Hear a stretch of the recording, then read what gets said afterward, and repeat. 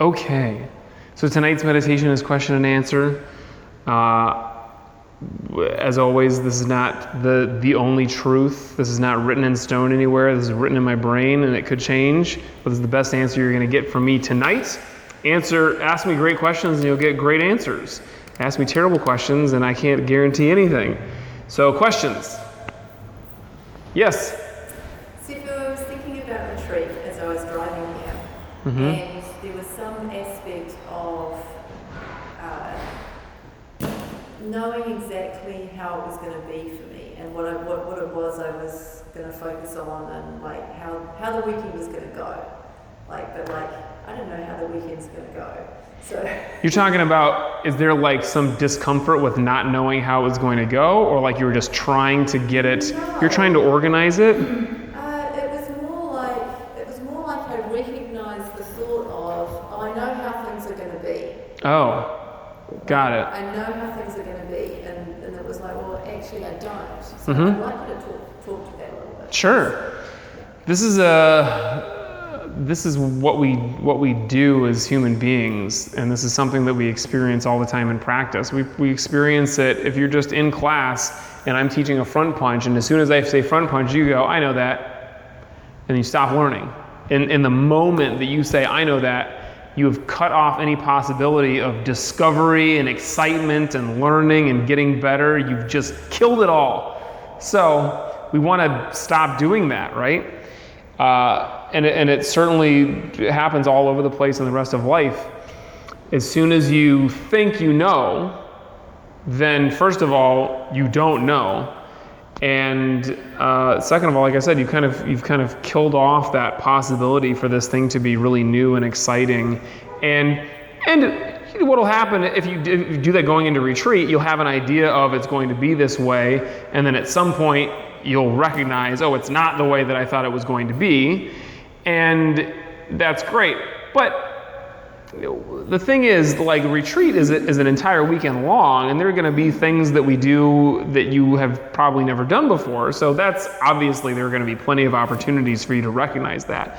But when we're doing something very quick, like a front punch, you might not be present enough, aware enough to recognize all of the things that are happening that you did not actually know, that you weren't aware of previously.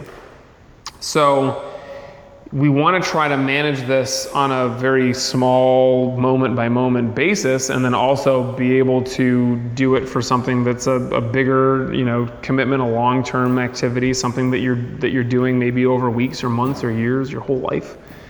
So what you want to do is basically, on a simple level, is be aware of that thought, recognize it as soon as it happens. As soon as you say, I know what this is going to be like, then say to yourself, no, I don't. Or if you want to be nicer to yourself, ask yourself, but do I really? And be open to whatever is there. And this is the idea of being in a beginner's mind and to be like an infant. What we really want to cultivate is not to be like a baby, like I'm totally inept at everything, but to be like maybe more like a toddler where I'm inept at certain things, but I am open to the excitement of everything, simply because I have not been around long enough to think that I know things, that I know everything. So if you're like a toddler, if you have that beginner's mind, then you'll start to recognize very often everything is exciting to you. Everything can be new. And so we're always looking to kind of cultivate that openness to things being new and exciting. And to your question of like, what do I do when I recognize that's happening? Just try to catch it as soon as possible and think, am I being like an infant or a toddler? Am I being that beginner? Am I open for all of the possibilities? And you will be able to tell, because you'll have that kind of like a giddiness. It should have a feeling of excitement, not just excited thoughts, but like excited feeling. If you can get that, if you can get used to doing that, make it a habit, then it'll start to happen all over the place, and that's really great. Other question. You're going to raise your hand if you have a question. You did it first. Go. Yes. So recently, while I've been doing my breath focus meditations, I've ran into like an interesting thing where I'm not sure whether I'm supposed to focus on sensation with my mind or just with the awareness that's like watching the mind. Because I feel like I can do either one. I can do both at the same time. Yeah, so we've got a couple of ideas here. So when the kind of meditation that we do when you're focusing on the breath, you're focusing on the physical sensation of the breath. That can be the ego or the small self, or that can be like your kind of regular mind focusing on that. And you got to at least start with that for sure. And by having your mind focus on that, oftentimes then it can go away. It can take the back seat. And then you'll start to be in that mind that is actually watching the mind, or you're in that kind of bigger self that's beyond that can then observe. So it is essentially going to turn into, now I'm associating with that bigger self that is watching the smaller self that is watching the breath.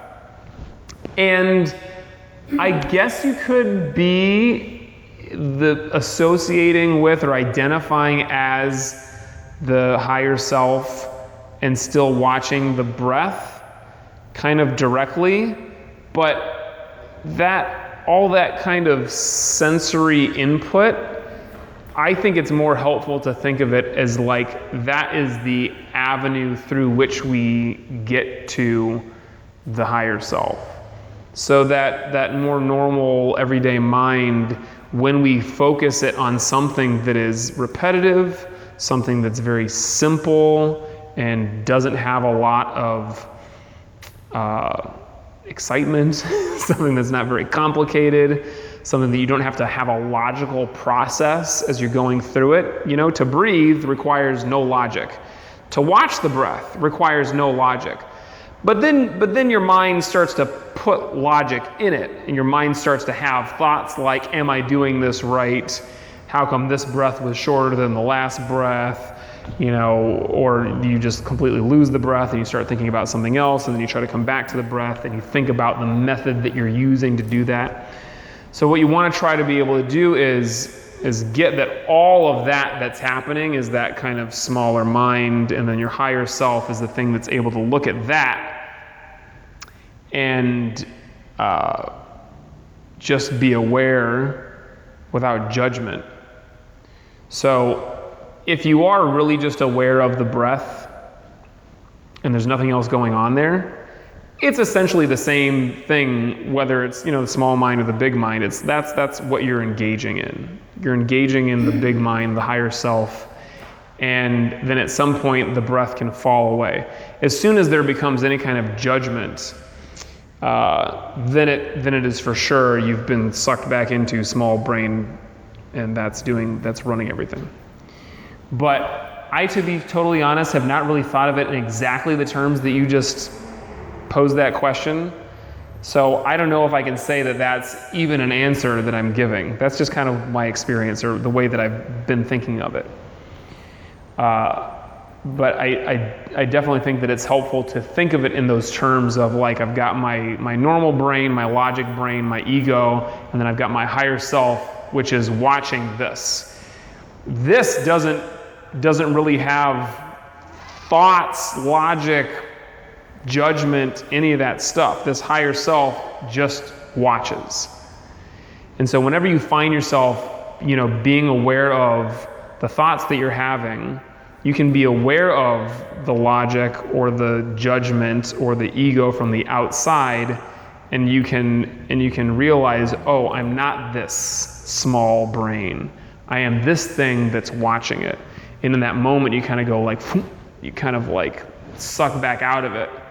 And sometimes you might have like an actual kind of a physical sensation when you do that, or you might just be like a mental sensation. And that can be great. And don't be attached to it. So just let it happen however it happens. I just add like one thing Sure. to that. Just so I can get more clarity on like my experience of it. It's like if I have my eyes closed, like maybe like my mind is like up here somewhere, and it's like focusing, having a thought, focusing, having a thought. But then there's just it's like it almost is kind of physical. It's like being around that.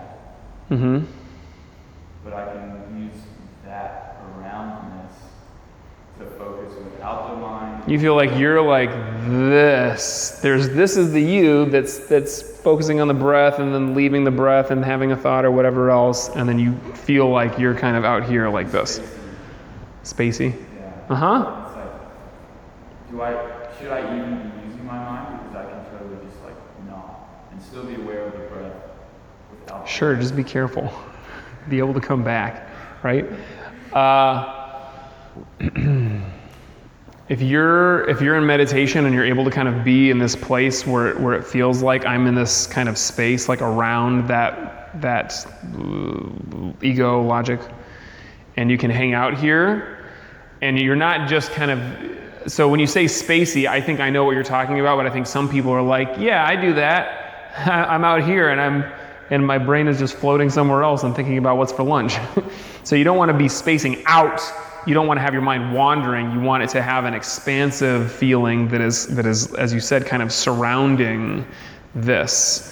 And if that is really what's happening, I would hang out there as much as I can. Don't feel the need to go back into the ego and be judging it. I mean, what happens usually when you start to experience that, this is then your ego starts to go, is this happening? Is this right? Like, am I enlightened now? What is happening? And then you're not actually here anymore. You're back in here, and maybe you're looking around at the rest of it and thinking, I'm out there, but actually you're back in here. So that's probably confusing for everybody, including me. So just do your best. But if really it is like you're in that space of no judgment, and it's just an expansive feeling. Be there and stay there. Don't feel like I have to come back to the breath. Like if you've wandered to a place that's not actually meditation, come back to the breath. If the breath has disappeared and now you're just like, beyond it, then you're good. Hang out there. Other question? You had one, right? I did. I don't remember anymore. Well, I actually have. See, I've never done meditation in my life, and I'm 42. I've always been like a flash. Before here, but now you're becoming an expert because you've been. This is the first meditation I had because I trust you. Otherwise I wouldn't have done it. But I gotta run out of options to slow down my heart because I have this very, very fast heart rate. So they told me that meditation would help. Unfortunately, I can't do it alone. So, and I'm really getting impatient with it. That's why I'm not very consistent anymore. I promised myself there's one thing I want to do every Thursday, at least once a week. Yeah. I can do it. But then again, after seeing 20 patients, I don't have energy to come here and speak. It's like, today I saw 20 patients. Yeah, when you need to take care of yourself the most, that's when you feel like doing it the least. Yes. That's when it's the hardest to show up. But the problem is, because whenever I put myself into something that I want to do, I always do it. And like everything that I plan in my life, if I set something, I always get it. Except for this one. And I'm being challenged really badly. And I'm getting really I'm losing it already. Like, okay, honestly, I came today because I'm going to check that angle. Not because of meditation. Yeah, I know. I got it. No, I totally get this question, and this is a common experience. But it's like almost 4 months, man. I mean, sir. Yes. It's like, I got it. Do it. I got They it. told me sit down for at least 5 minutes. I can't write. No, Chacha, I got it. I got it. Enlighten me. If you have more later, you can ask me more, but I got to start answering your question or we'll run out of time. So I love all of it. What you're experiencing is part of meditation. If meditation were actually just like not only, basically what I'm getting at is it's hard while you're actually meditating because your mind wanders and it's tough to stay focused and all that stuff. And it's hard to get yourself to meditate. And part of it is because meditating is hard. If meditating was really fun and easy, then you'd actually be really looking forward to it every time. As it is, especially in the beginning, meditation is hard. So even though you know that it's good for you and your doctor is telling you to do it, your brain still goes, yeah, but I don't want to do it today, and it comes up with excuses. It's really great at this. So the process is, as you're hinting at very, very clearly and importantly, is not just the meditation itself. It's the whole kind of battle surrounding it to be able to create that habit, to have the consistency to do it. And this is the advice that I'll give you today, although there's a ton of other stuff that I guess could go into this. But let's say that you are actually in your meditation and you are having a hard time focusing because your mind wanders to something else. You've had a really busy, stressful day and your mind is going 100 miles an hour, 1,000 miles an hour. And you're sitting there and then you realize, wait a minute, I'm not meditating, I'm just thinking and being stressed right now. And then the next thing that you normally do, because everybody normally does this, is then beat yourself up because you're not meditating, you're just sitting there being stressed. And that just continues the cycle of thinking, right? This is your ego, your logical brain, which is very much in charge until you can, do it for a long time. 4 months, I know sounds like a long time. It's not. We're talking about you're doing great and you got plenty of time left. You get plenty of time left. So that's the first part of it is when you're doing the thing, but then you recognize you're not doing it the way that you want to be or the way that you think that you should be doing it, then you start to beat yourself up and you start to, continue the cycle of thought. And it's the same thing even in forming the habit of meditation, because you skip a day or you skip a week and then you beat yourself up and then you start getting in the thought process of, I'm not doing that the way that I want to be. I'm not doing it the way that I need to be. And we start to get this defeatist attitude. We start to give up on ourselves. That's all part of it. That is all part of it. And so what you want to be able to do is recognize it. In meditation, I recognize I'm beating myself up and I let it go. I say, okay, that thought is part of meditation. Great, I let it go and I just come back to the breath. And it's much harder than I just made it sound, but that's what happens. In life, I'm trying to sit. I didn't make it to this Thursday, or I didn't meditate today even though I said that I was going to. I beat myself up, I recognize it. That's just my ego trying to stop me from meditating, because your ego is so sneaky and so good at this. You should congratulate your ego. My ego is so good at trying to get me to not meditate that it makes up this whole world around it like, oh, I'm failing at meditation and all that stuff. And so I applaud my ego. I say, great job, ego. Now I let it go. And the best thing that you could do in that moment where you recognize that you're really struggling with creating the habit of meditation is to just sit. And maybe it's for a minute. That's still something. And you're just kind of creating that habit. There's the whole other part of it where you're talking about, I can't do it by myself. This is part of it because I was going to tell you that. When I come here, because I have a mindset, I'm going to go there and just do that. I can do it. I can sit for 15 minutes without nothing in my head. I swear. Well, it's a good meditation when you come here. I know. But and then you try to do it on your own. So I know that you've told me that you've tried to do it on your own and it's not as good. So first of all, the fact that you're trying to do it on your own is great. And you're right, because there's, as you described, there's the whole kind of process of, I'm coming to this place, this is where I'm going and this is what I'm doing. And when I'm here, this is what I do. Yeah, my phone's not gonna ring. Nobody's gonna walk in and make me do physical therapy on them. Nobody's gonna annoy me or anything. It's just like I'm here doing the thing. So you got to be able to create that in other places in your life. And I mean, it might be a physical place that you create at home where this is the only thing that I do.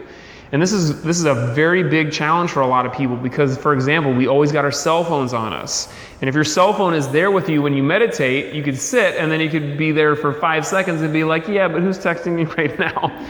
So your cell phone is gone. You're not sitting in a place where you do anything else. This is not where you sleep. This is not where you read. This is not where you watch TV. It's just this. So I've got a little bench in my bedroom that sits on a mat, and the only thing that I ever do when I'm sitting on that bench is meditate. I don't sit there and do anything else. That's very helpful. I've got beads. Some of you guys have seen my mala beads that I wear. And so I've got beads just like this. I have them at home. Whenever I put them on, the only thing that I ever do when I'm wearing those beads is meditate. That's it. And having that physical place and also kind of the ritual around it, or like I'm winding down into this thing that I'm going to do, into my meditation, is super helpful. So while I firmly believe that you should meditate anywhere, anytime you can, and if it's like, I remember to do it at 3 in the afternoon in between appointments, that's when I do it for a minute, or for 5 minutes, or for whatever I can do. And you'll find oftentimes that because you're just in the middle of everything, that's a really hard meditation. That's fine. It's still a meditation. It's still something. It's success, right? To have a better meditation, you got to get really consistent. You want to try to do it every single day, and have a place. Have a place that you do it. You can't come here every single day, but you can go home every single day, right? Just put a place somewhere there where you can meditate. Try that. And 4 months is no joke of trying to do it. If you're doing it every day for 4 months, you will have made a huge progress. And I like to use the chunk of time of 6 months, because that is a serious chunk of time. But even just doing it for 1 month, do it every day for 1 month. That's not working, do it every day for 1 week. And that consistency is going to be very, very important. And that's going to be the biggest thing to focus on in the beginning, is just do it consistently every single day when you can. That's more important than doing it for 5 minutes or 10 minutes or 15 minutes. Consistently for a short amount of time. That's good. Other question? Mm-hmm. Yes, ma'am. Mm-hmm. And it's a passage about facing your challenges head on. And then it goes on to use the principle of the moon and the pale board. Mm-hmm. When you attack your opponent's not really there. And vice versa. When your opponent attacks you, you're not really there. And then what else? I can't remember. I was just trying to understand how that works. And is that different than the Indigo principle? So I would have to read the passage. It's been a while, a couple of years since I've read Art of Peace. So she's referring to Ueshiba Sensei's book, Art of Peace, which is really like a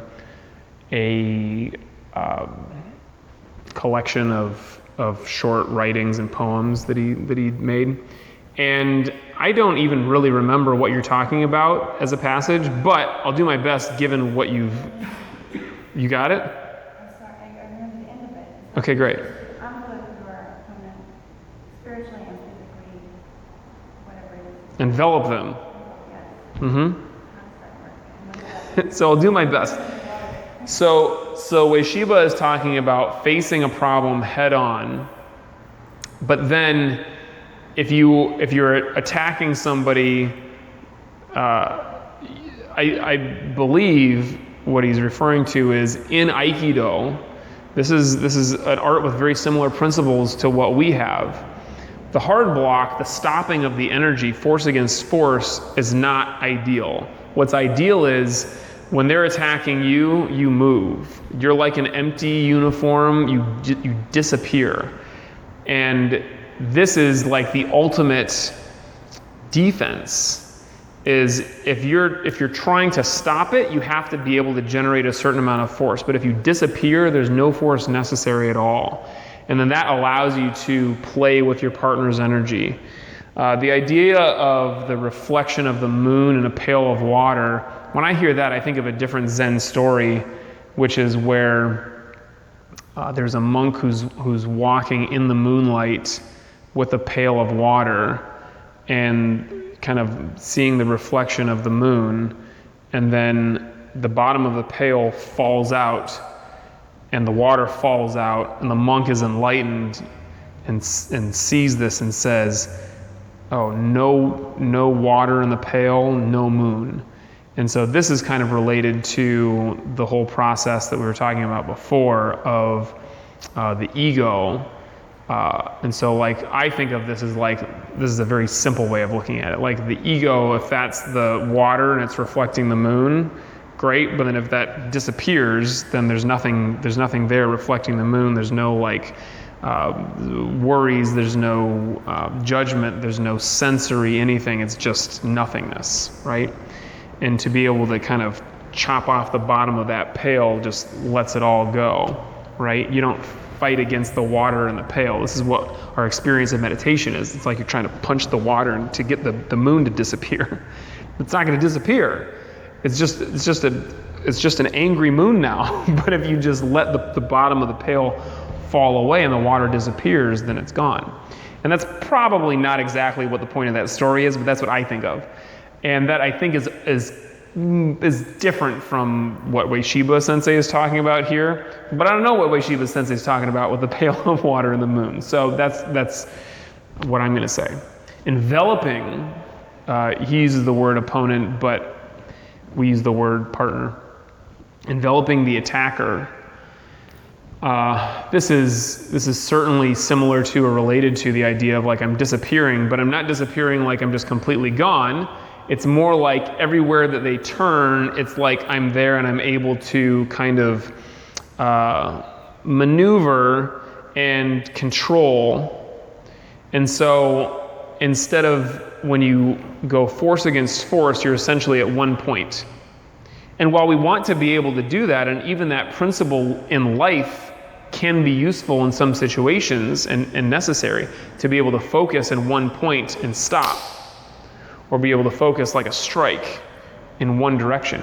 You also want to be able to envelop or be outside of, surround whatever a situation is, have that kind of soft energy where instead of being in one point, I'm like in all points simultaneously. So being able to disappear is like being at no focus or at no point. It's also like being simultaneously at every point. So there's some movie that has like a fight scene like this that's really great, and I can't even think of what it is.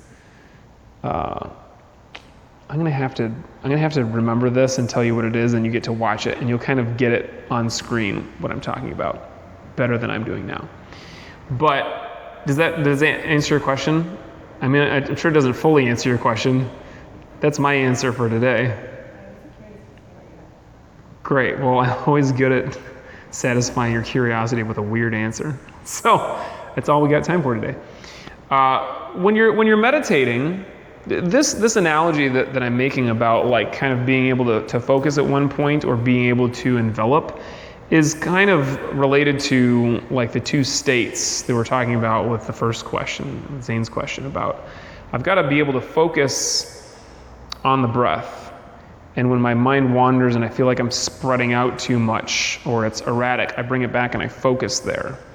But then that should be able to turn into, when you let that go, it's essentially like I'm letting go of the breath, then it becomes this enveloping kind of consciousness where I'm surrounding all of it, and I'm really outside of thought, I'm outside of ego, I'm just there witnessing and not attached to it, so it can go whenever it goes. So let's try to do that. Good luck. Sit comfortably.